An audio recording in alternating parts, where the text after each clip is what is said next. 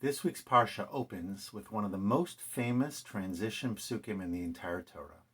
Vayeitzei Yaakov mi Be'ersheva, vayelech Charana. Yaakov left Be'ersheva, where his parents were, and he set off to Haran. This was in the aftermath of the story of Yaakov and Esav, and the whole deception relating to successfully getting the brachos, the blessings from his father Yitzchak, his father Isaac.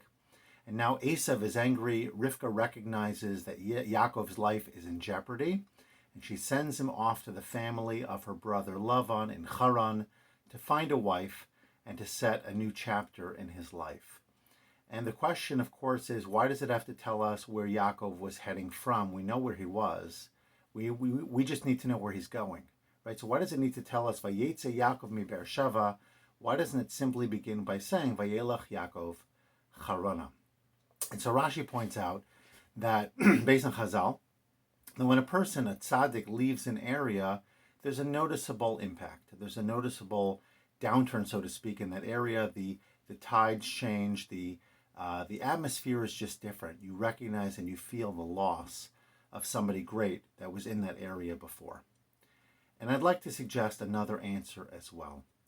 Because for Yaakov to be able to achieve his goals, especially in the environment of a Lavan was a very different character, somebody who is in many ways the total antithesis of Yaakov. Yaakov was a man of emes, Titain emes liYaakov.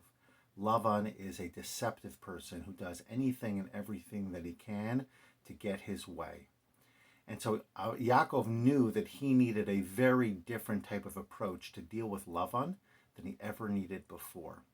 So Yaakov needed to be Vayeitzei. He needed to leave Be'ersheva. He needed to leave the approach. He needed to leave the mindset that he had developed in the years past so that he could make a total commitment to Vayelech Charana.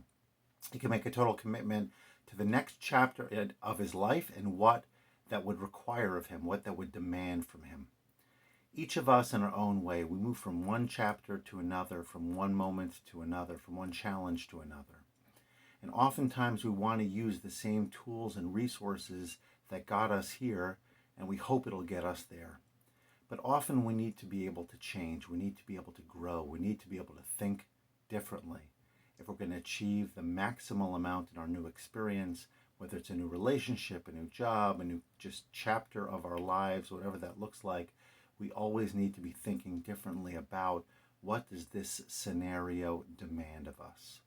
If we do think in those terms, if we are creative, if we are willing to open our eyes and explore new possibilities, then we could really achieve tremendously, even in a scenario as diabolical, so to speak, and certainly as dichotic as the one in which Yaakov found himself in the house of Lavan.